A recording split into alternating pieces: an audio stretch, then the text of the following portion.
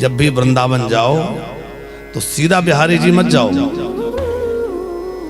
लोग प्रायः क्या करते हैं, वृंदावन पहुंचेंगे सीधा बांके बिहारी। नहीं, वृंदावन जाओ तो पहले तो जैसे ही ब्रज की भूमि में प्रवेश करो तो ब्रज की रज को प्रणाम करो, ब्रज की भूमि को प्रणाम करो। जिस रज में कन्हैया लोट लगाए हैं, गैया चराए हैं, उस पहले ब्रज रज को, ब्रज भूमि को प्रणाम करो। फिर ब्रजवासियों को प्रणाम करो, जो भी ब्रजवासी हैं वहां के रहने वाले, उन ब्रजवासियों को प्रणाम करो। और फिर यमुना जी में जाओ। यदि स्नान कर सको तो अच्छा है, नहीं करो तो आचमन करो, जल का छींटा मारो और साष्टांग यमुना मैया को प्रणाम करो। हे यमुना महारानी, कृपा करो कि हमें बांके बिहारी का दर्शन हो जाए, हम बांके बिहारी से मिलने आए, आप थोड़ी सिफारिश कर दो। यमुना जी का दर्शन आश्रय लो। फिर जो है तुलसी महारानी का वंदन करो, क्योंकि वृंदा देवी ब्रज की अधीश्वरी है। और वृंदा महारानी का, तुलसी महारानी का अर्चन वंदन करके और फिर बांके बिहारी का दर्शन करने जाओ तो आपका दर्शन पूरी तरह से सफल होगा। चरण चिन्ह देखे गोपियां जान गई कि इस तरफ गए, पर अकेले कृष्ण के चरण चिन्ह नहीं थे, साथ में किसी गोपी के भी चरण चिन्ह हैं। और वो गोपी कौन हो सकती है, सब समझ सकते हैं, और कोई नहीं हो सकती कि अन्याराधितो नूनं भगवान हरिरीश्वर यन्यो विहाय गोविंद प्रीतो यामुनयत्र। अन्य आराधितो, अन्य किसी गोपी का आराधन करके ले गए, वो गोपी कौन है? वो हमारी स्वामिनी श्री राधा जी हैं। कई लोग कहते हैं राधा जी के मन में मान आ गया कि देखो मैं सबसे खास हूं जो मुझे ले आए।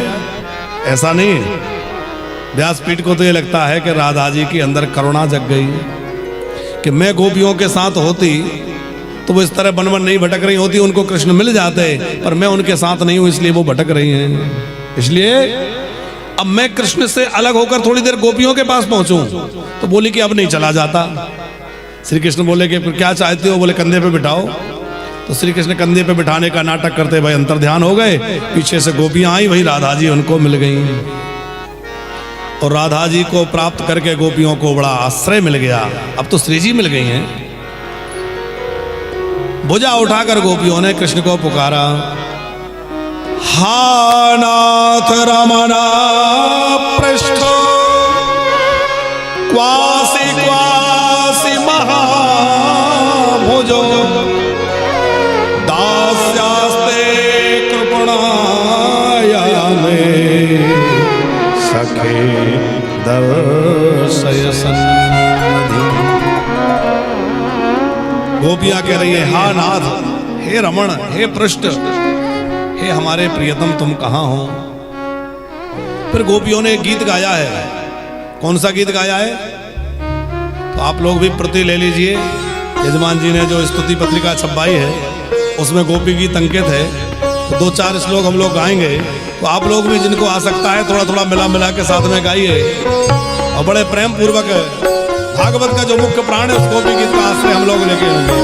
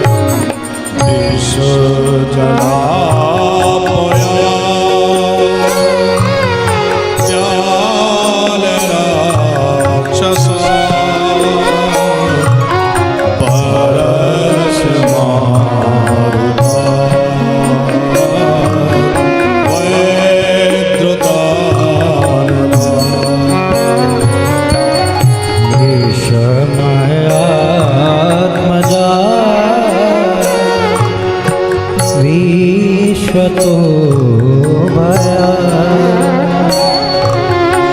ऋषभते वयं रक्षितामः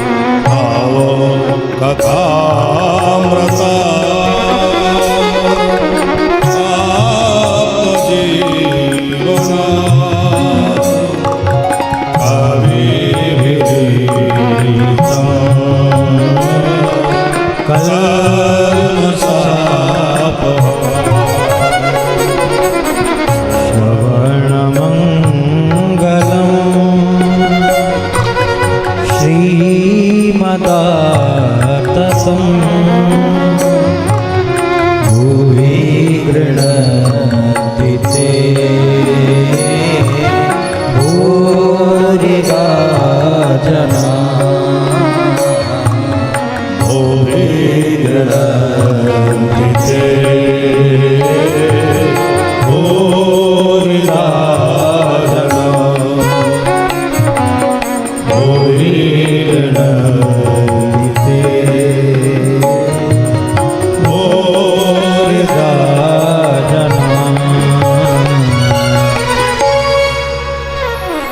पूरा गीत गाने में तो बहुत समय हो जाएगा। अभी हमने 9 श्लोक गाए हैं, 19 श्लोक का गीत है।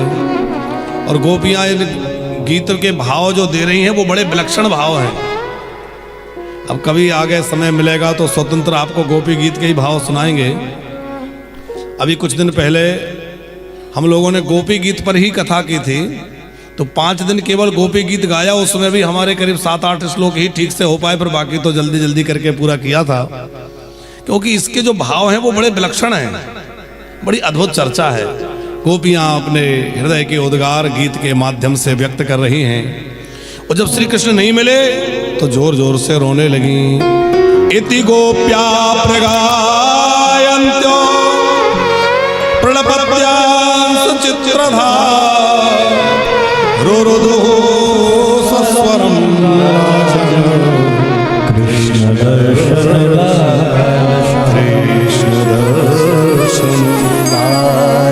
श्री कृष्ण के दर्शन की लालसा से गोपियां जोर जोर से रोने लगीं। और जब गोपियां रोने लगीं तो ठाकुर जी सब देख सकते पर अपने भक्तों का रोना नहीं देख पाते। ठाकुर जी गोपियों के मध्य में प्रकट हो गए।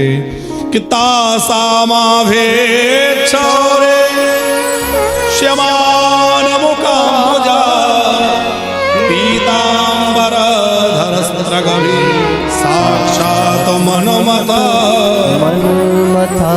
कामदेव के भी मन का मथन करने वाले अनंत कोटि कंदर्प कंदर्पहारी, अनंत कोटि कंदर्प दर्पहारी, करोड़ों कामदेवों के मान को भंग करने वाले भगवान रास विहारी गोपियों के मध्य में प्रकट हो गए। गोपियों ने घेर लिया, कहाँ चले गए थे हमें छोड़ के? मैं कहाँ गया था, मैं तो यहीं था। हम लोग पागल हैं, इतनी देर से ढूंढ रहे हैं। श्री कृष्ण बोले, मैंने एक घूंघट ओढ़ ली थी, चुनरी डाल ली थी, घूंघट डाल ली थी। तुम लोग सब जगह ढूंढ रही थी पर अपने बीच में नहीं ढूंढ रही थी, मैं तो तुम लोगों के बीच में ही था। और फिर बड़ी सुंदर चर्चा है, भगवान महादेव भी गोपी बन करके वहां पधारे हैं, ऐसी सुंदर चर्चा है। और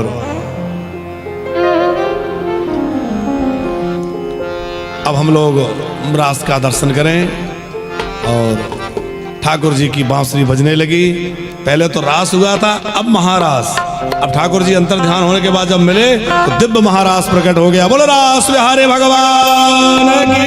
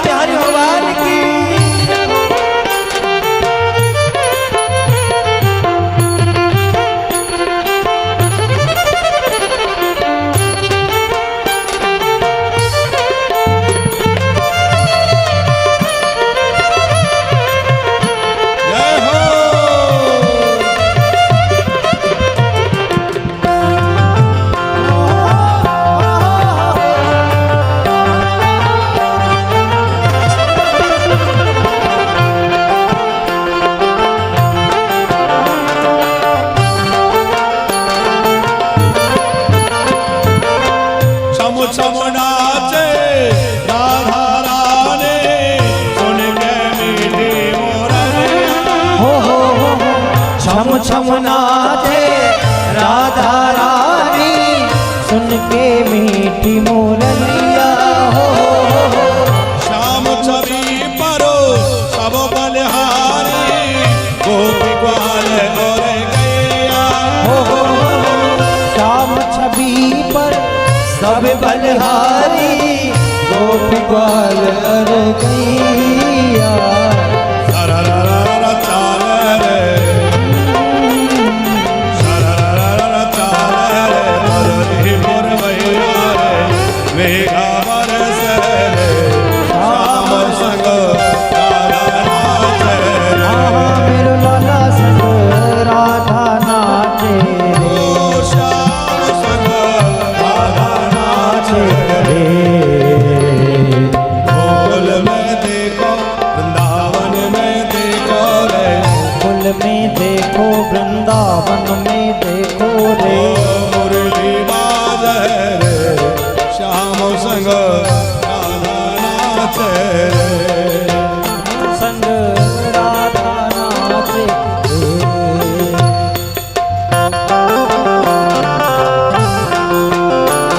रास बिहारी भगवान की जय हो।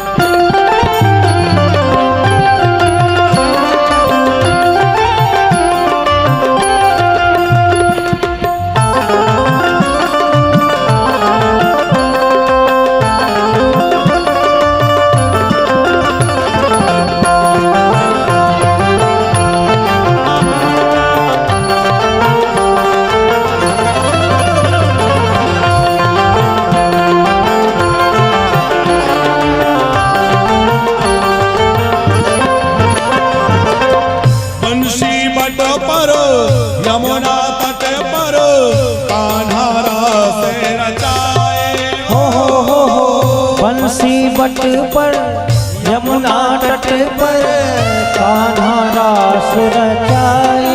हो बंशी बट पर यमुना तट पर, कान्हा रास रचाए हो बंसी बट पर यमुना तट पर, कान्हा रास रचाए।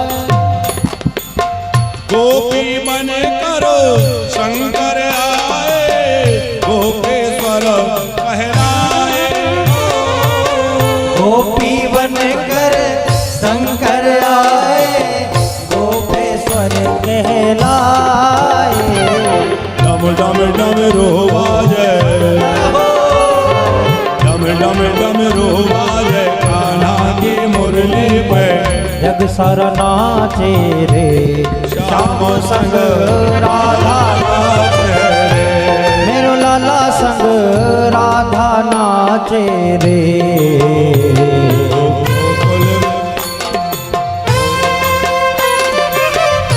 गोकुल में जय हो।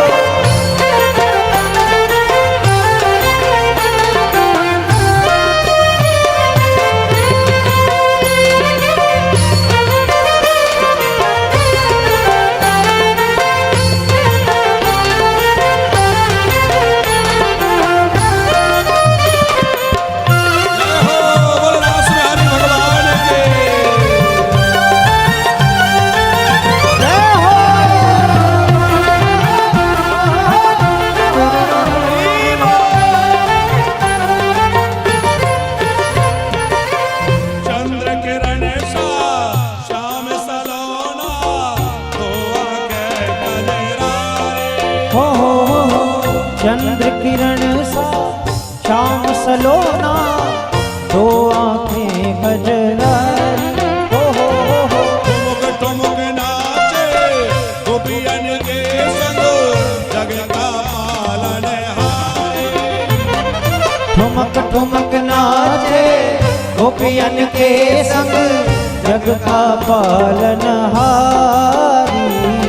श्याम बिहारी संग जय हो राम बिहारी संग राधा सुकुमारी भी संग में विराज रे, श्याम संग संग राधा नाचे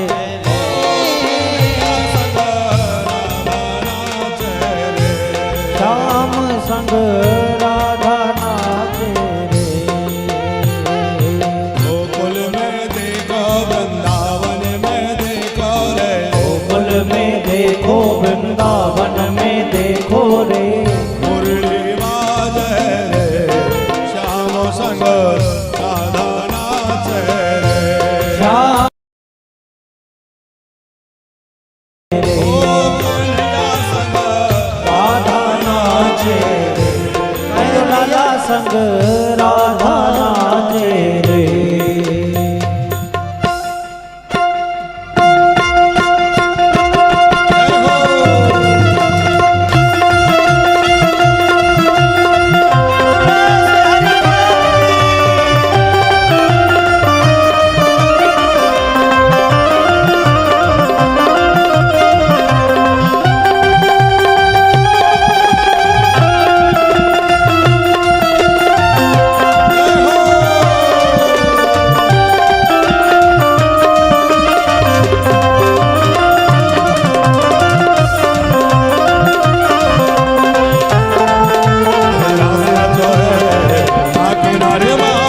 रास रचो है रास रचो है यमुना किनारे महारास रचो है ओ रास रास रास महारास रचो है ओ रास रास रास महारास रचो है महारास रचो है ओ महारास रचो है ओ यमुना किनारे महारास रचो है रास रचो है यमुना किनारे महारास रचो है रास रचो है रास रचो है यमुना किनारे महारास रचो है ओ ऐसो रास रचो वृंदावन तेरे पायल की गणना ओ ऐसो रास रचो वृंदावन तेरे पायल की गणना पायल की गणना है नहीं पायल की जनका है नहीं पायल की जनका हो ऐसो रास रचो वृंदावन है रही पायल की जनका रास रचो वृंदावन है पायल की जनका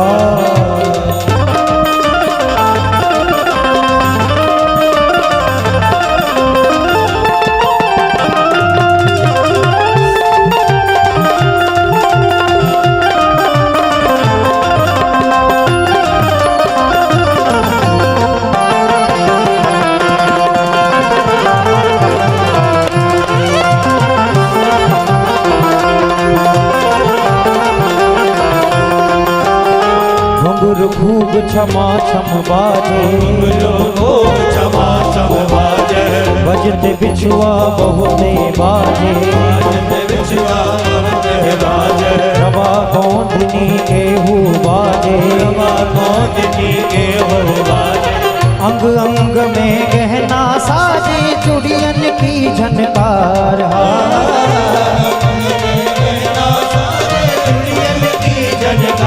हो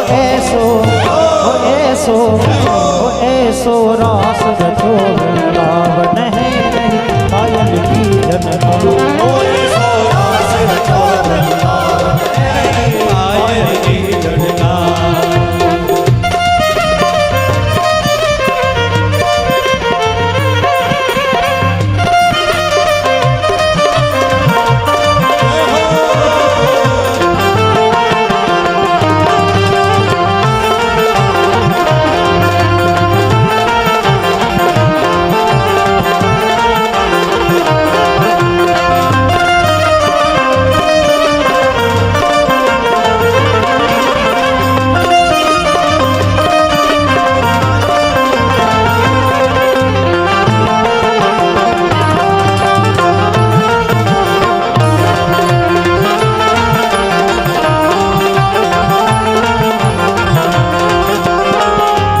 भांति भांति के बाजे भांति भांति के बाजे झांझ पखा बज दुमदुमी बाजे, राज पखा बज दुमदुमी बाजे, सारंगी और महुबर बाजे, सारंगी और मोहब्बत बाजे, बंसी बाजे मधुर मधुर बाजे, बीना हूँ के तार। हाँ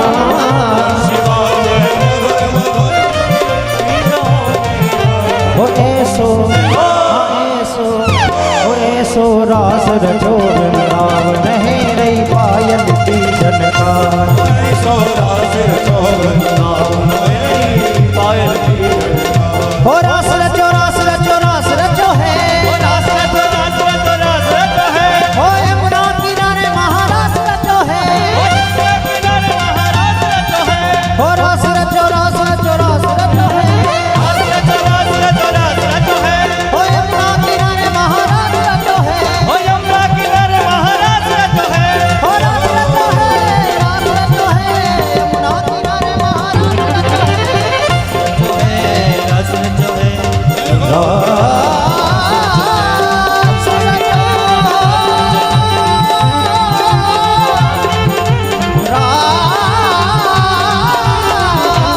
रचो।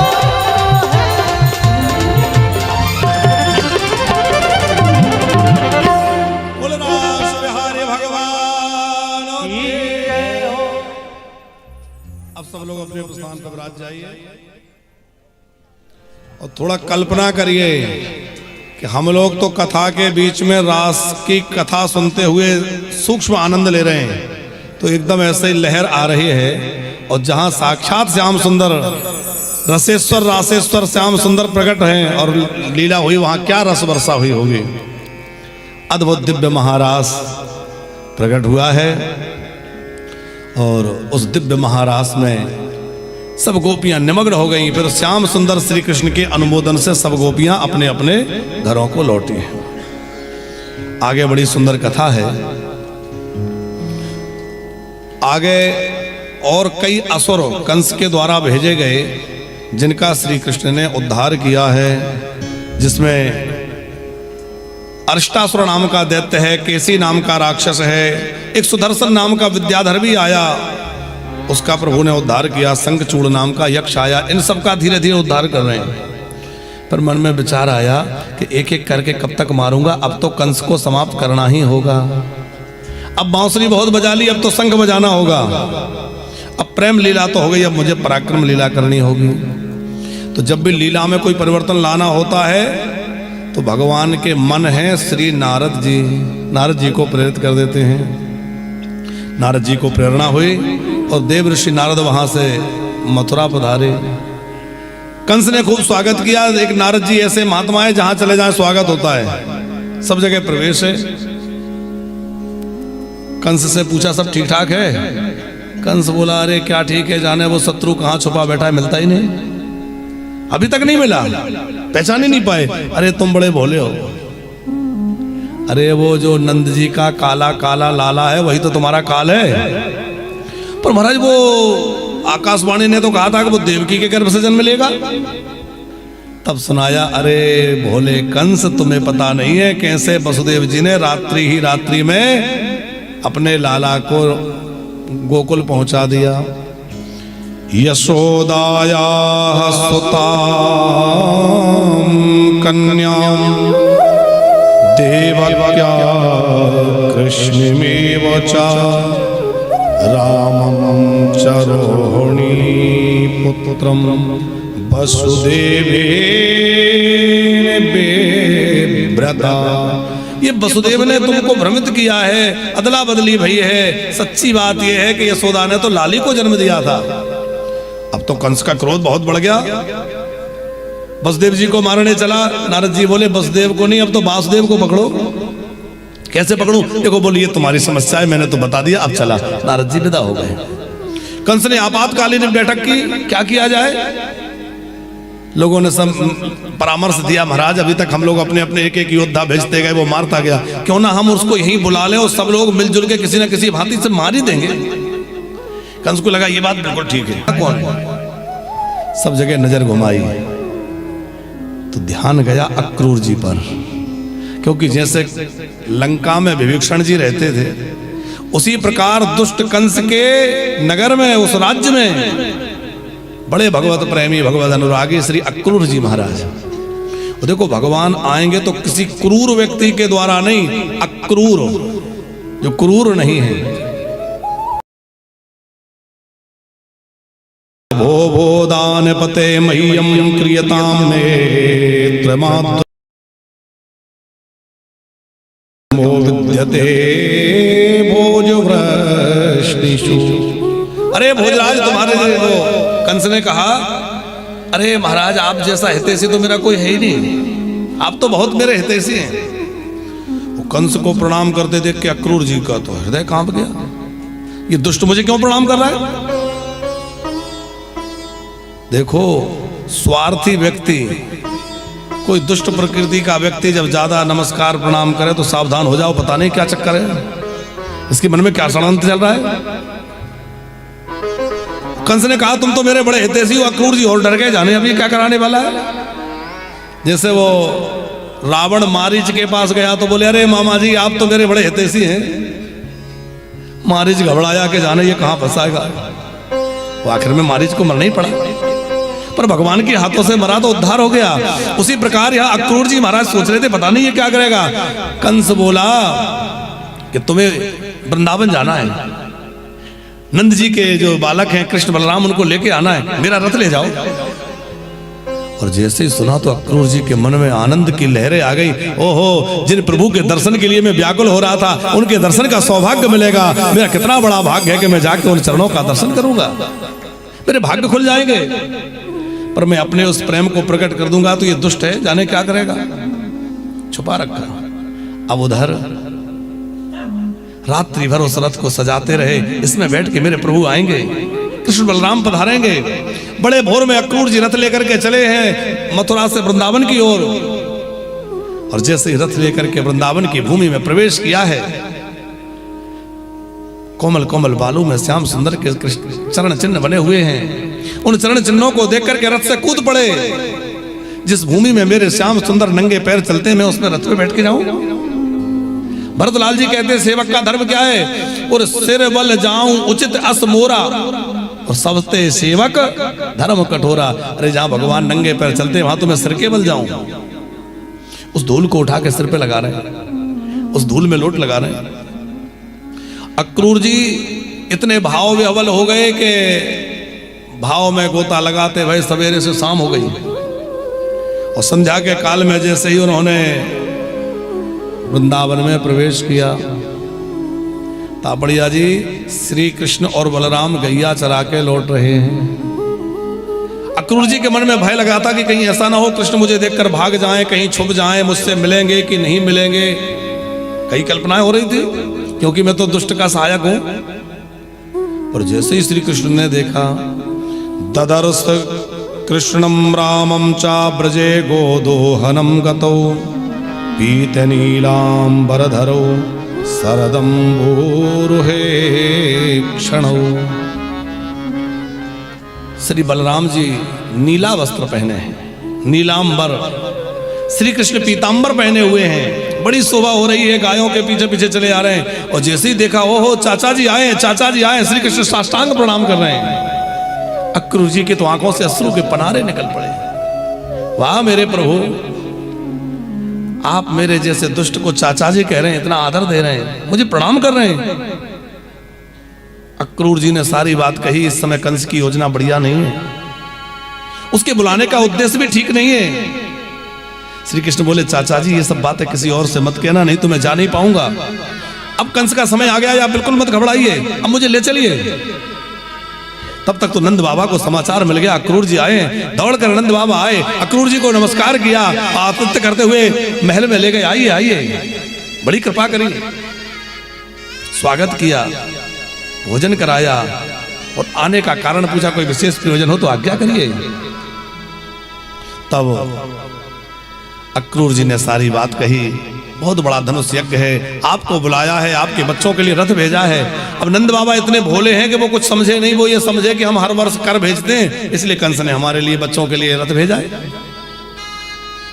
पर एक मां का हृदय, यशोदा जी का हृदय कांप उठा जैसे ही पता चला कि लाला को कोई लेने आया है। मैं लाला को कहीं नहीं भेजूंगी, मैं नहीं जाने दूंगी। नंद जी को समझा रही है, आप बावरे हो गए, हमें बुढ़ापे में लाला का दर्शन हुआ है और लाला चला जाएगा, हम किसके सहारे रहेंगे। जब गैयाओं से लौटने में कृष्ण को देर हो जाती है तो आप कैसे परेशान हो जाते हैं। जब कृष्ण गायों से लौटने में थोड़ा भी विलंब हो जाए तो आप परेशान हो जाते हैं। और जब कृष्ण कहीं दूर चला जाएगा हम उसके बिना कैसे रहेंगे। थोड़ी देर कन्हैया नजर ना आए तो मेरा हृदय फटा जाता है। क्या उस कृष्ण के दर्शन के बिना हम लोग रह पाएंगे। नंद बाबा बोले, बाबरी कोई हमेशा के लिए जा रहा है क्या। अरे ये तो कोई 2-4 दिन के लिए जा रहे हैं, दर्शन करेंगे, घूमेंगे, अब बड़ा हो गया है, लाला को जाने दो। पर माँ का हृदय देखो, माँ का हृदय ऐसा होता है कि बच्चा 1000 किलोमीटर दूर भी हो और बच्चे पे कोई संकट आएगा तो माँ के हृदय को अनुभव हो जाएगा, मेरे बेटा किसी परेशानी में है, कुछ बात है, आज बार बार मेरा दिल घबरा रहा है, निश्चित कोई बात होगी। ये माँ के हृदय की बात है। नंद बाबा बहुत समझा करके विश्राम में गए, पर श्री कृष्ण ने आकर देखा कि आज मैया सेज पर नहीं है। कहां गई मैया। खोजते हुए जब बाहर निकले तो देखा एक खंबे का सहारा लेकर यशोदा मैया बैठी है, आंसू बहा रही है, झरझर झरझर आंसू गिर रहे हैं, आंसू गिर रहे हैं। श्री कृष्ण ने गलवैया डाल दी, मैया ओ मोरी मैया, अरे मैया। वो अपने लालन को हृदय से लगा लिया। लालन क्या तू मुझे छोड़कर चला जाएगा बेटा। इतना सुनते ही श्री कृष्ण बोले, मैया मुझे जाने दो, देखो मैं लौट कर आऊंगा। और जैसे ही कहा ना लौट कर आऊंगा तो बाबरी यशोदा ये पूछना भूल गई कि लौट कर कब आएगा। ये नहीं पूछ पाई। मेरे लाला ने कहा है मैं लौट कर आऊंगा तो वो आएगा। अब मैया तो अपने लाला की यात्रा की तैयारी कर रही है। धीरे धीरे सारे ब्रजमंडल में ये बात फैल गई। सारे वृंदावन की गोपियां नंद जी के द्वार पर आकर के आपस में बातचीत करने लगी। एक बोली, सुना है कोई मथुरा से आया है हमारे श्याम सुंदर को लेने। दूसरी बोली, नाम तो अक्रूर है पर कितना दुष्ट है, कितना क्रूर है जो हमारे प्राण धन को हमसे छीन के ले जा रहा है। एक बोली, उस अक्रूर का कोई दोष नहीं है, विधाता का दोष है। विधाता पहले तो लोगों को मिला देता है और प्रेम कराता है, और जब परस्पर प्रेम हो जाता है तो बिछो करा देता है। जैसे नदी में बहते हुए 2 तिनके मिल जाते हैं और पानी के प्रवाह से दोनों अलग हो जाते हैं। ऐसे ही विधाता का खेल है। एक बोली कि इसमें विधाता का दोष है ना अक्रूर का दोष है, सारा दोष हमारे कन्हैया का है। बड़ी मीठी मीठी बातें करता था, कितना प्यारा बोलता था। और क्या आज हमें छोड़ के जा रहा है। क्या उसको हमारी जरा भी परवाह नहीं है। हम उसके बिना कैसे रहेंगे। एक बोली, सुनो अब तो ऐसा कुछ करो कि सवेरा ना हो, क्योंकि सवेरा होते ही श्याम सुंदर चले जाएंगे। एक बोली, बाबरी ऐसा कैसे संभव है, सवेरा तो होने ही वाला है। बातचीत करते करते कब रात्रि व्यतीत हो गई, भोर होने लगी।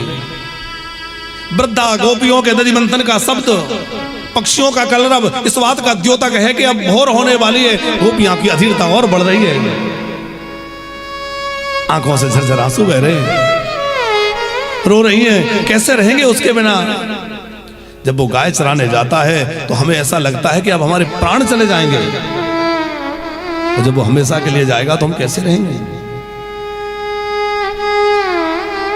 एक बोली, सुनो हम तो रथ के आगे लेट जाएंगे, प्राण त्याग देंगे, क्योंकि उसके बिना जीकर करेंगे भी क्या। सब गोपियां आपस में बातचीत कर रही हैं। तब तक श्री कृष्ण और बलराम रथ पर बैठ करके महल से निकले। जैसे ही रथ बाहर आया तो देखा इतनी सारी गोपियां रथ रोककर, रास्ता रोककर खड़ी हैं। श्री कृष्ण ने बहुत कहा हमें जाने दो। गोपियां बोली, हम रोक कहां रहे हैं, जाना है आप जाइए, पर आप अपना रथ हमारे ऊपर से निकाल ले जाइए ताकि हमारे प्राण चले जाएं। जाओ, हम रोकेंगे नहीं। अब तो श्री कृष्ण परेशान हो गए, मैं क्या करूं, इन गोपियों के प्रेम को लांघ कर कैसे जाऊं। श्री कृष्ण धीरे से रथ से उतरे और राधा जी एक किनारे बैठी हुई। उनके पास पहुंचे और जाकर के कहने लगे, स्वामिनी राधे, तुम तो जानती हो कि पृथ्वी पर असुर बहुत बढ़ गए हैं। देखो, मेरे अवतार का मुख्य प्रयोजन प्रेम लीला करना है, पर अब मुझे पराक्रम भी करना होगा। अब मुझे दुष्टों का संहार करना होगा, मुझे जाने दो।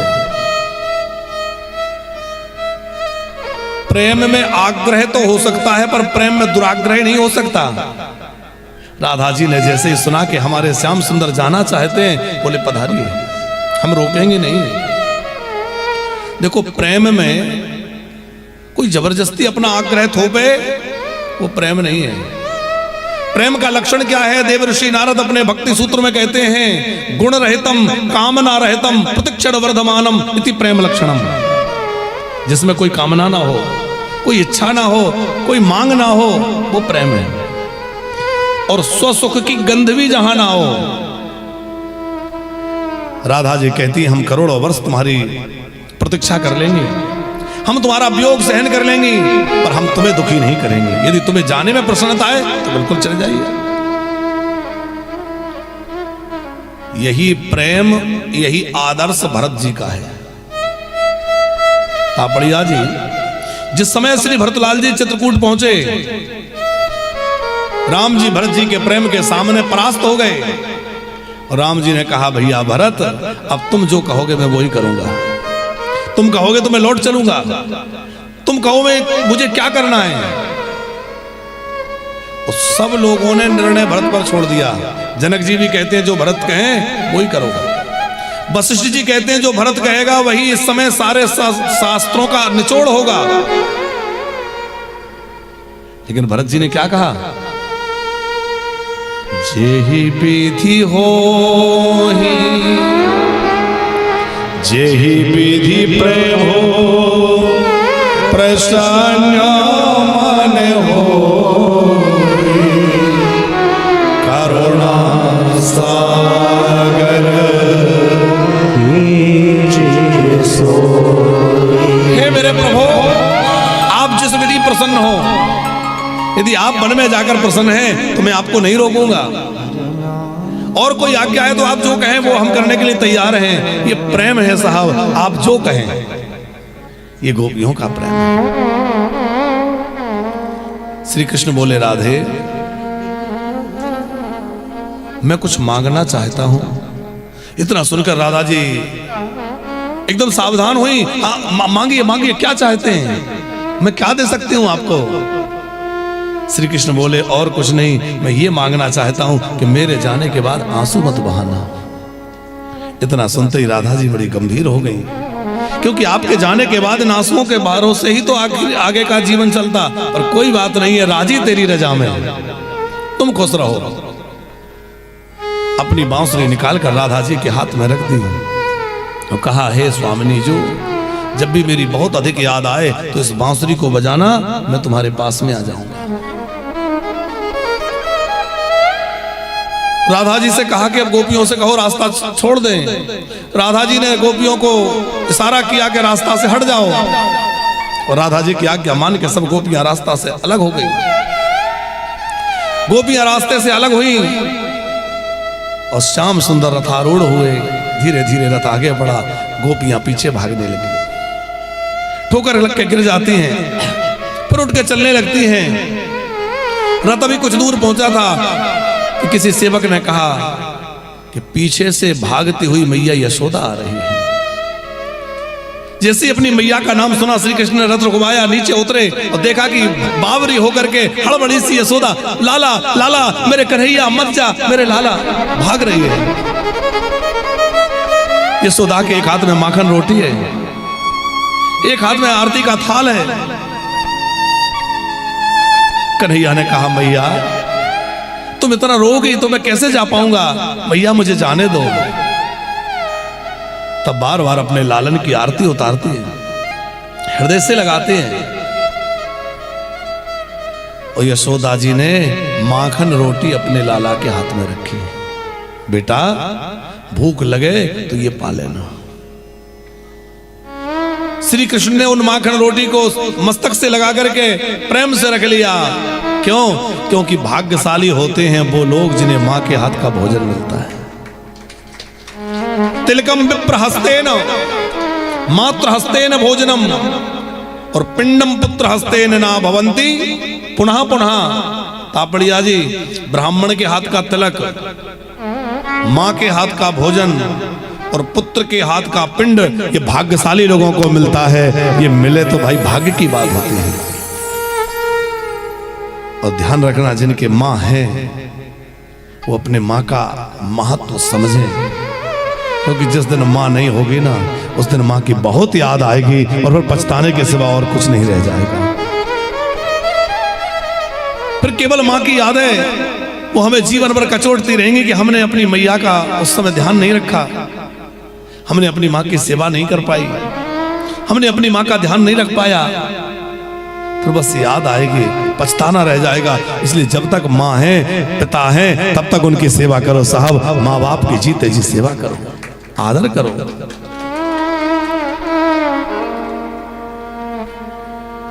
यहां जो कथा चल रही है, हमारे श्री नंदलाल तापड़िया जी, आपके मन में कथा की इच्छा थी, आप कथा का संकल्प लेकर आगे बढ़े, लेकिन उस संकल्प को कितने सुंदर ढंग से पूरा कराना है, हमें देखकर बड़ी प्रसन्नता होती है। हमारे राजन जी और भैया विक्रम दोनों कितने भाव से लगे हुए हैं कि हमारे पिताजी का संकल्प बढ़िया से बढ़िया पूर्ण होना चाहिए, कोई कसर नहीं रहना चाहिए इस उत्सव में। वो आज भव्य व्यवस्था,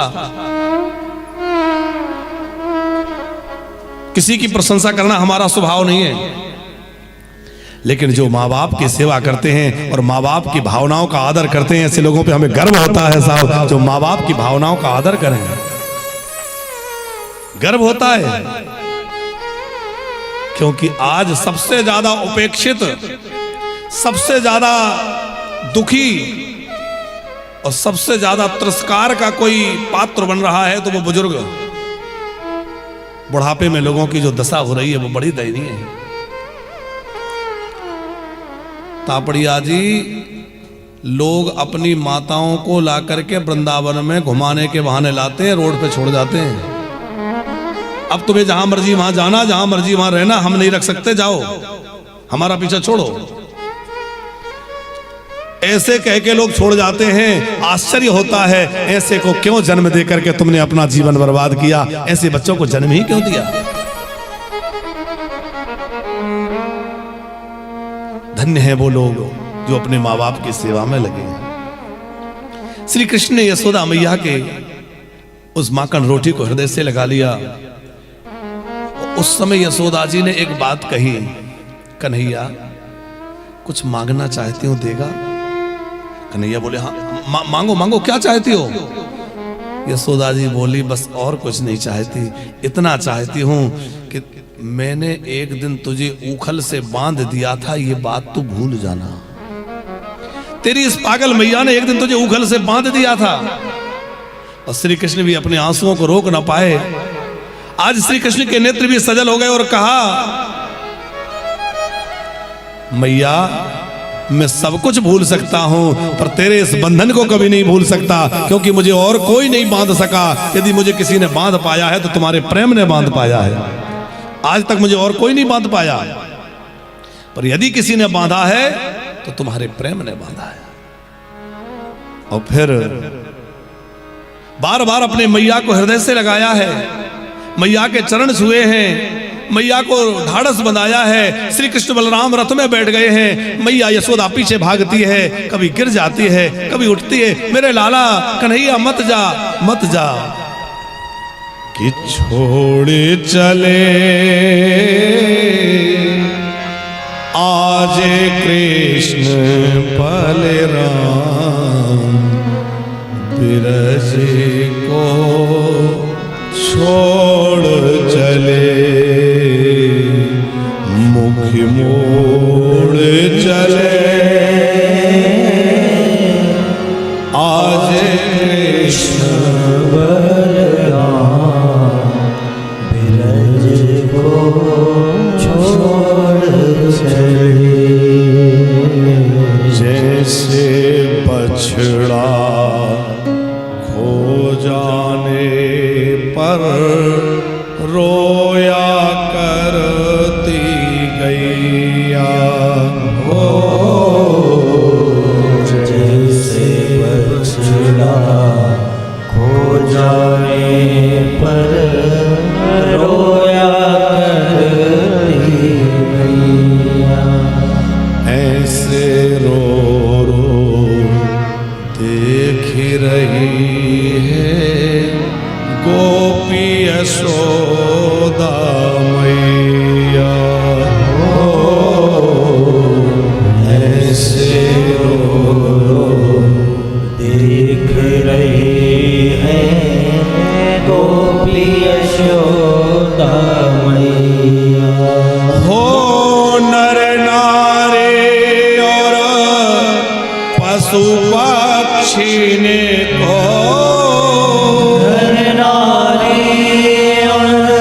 पशु पक्षी ने हो नीर बहाता छोड़ चले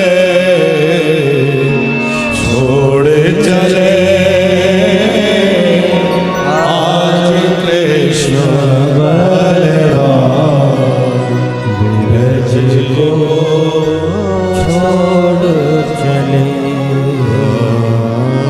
छोड़ चले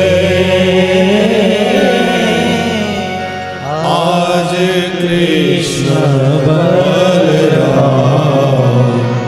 ब्रज को छोड़ चले ब्रज को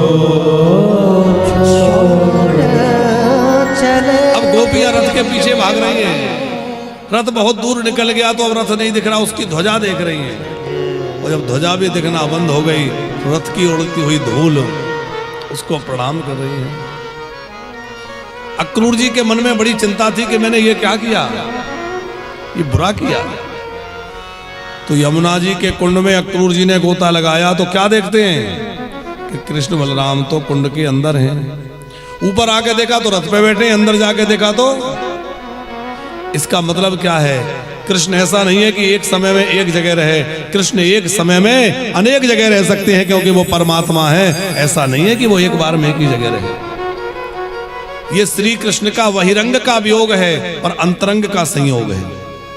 अंतरंग माने आज तक कृष्ण केवल यशोदा के घर में था, आज के बाद हर गोपी के घर में, हर गोपी के मन में और हर गोपी के नैनों में श्याम समाये रहेंगे। हर जगह कृष्ण है।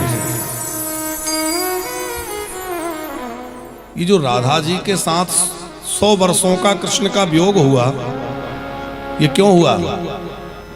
शिव महापुराण में कथा है कि सुदामा नाम का एक गोप, ये वो सुदामा जी नहीं है, एक गोप थे, नित्य गोलोक धाम में श्री कृष्ण की सेवा में थे और श्री कृष्ण अंतःपुर में थे। उन्होंने कहा दरवाजे पे खड़े हो जाओ, कोई भी अंदर ना आने पाए। बोले ठीक है। राधा जी मिलने के लिए आ रही थी नित्य गोलोक में, रोक दिया, नहीं जा सकते। बोले नहीं नहीं मुझे अभी मिलना है, मेरा मिलना बहुत आवश्यक है।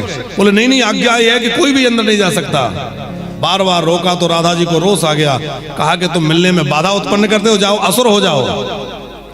सुदामा गोप ने कहा मैं तो अपना कर्तव्य निभा रहा था, तुमने मुझे श्राप देकर ठीक नहीं किया, मैं भी तुम्हें श्राप देता हूं कि तुम्हें मिलने की इतनी जल्दी है तो तुम्हें 100 वर्षों तक कृष्ण का वियोग सहना पड़ेगा।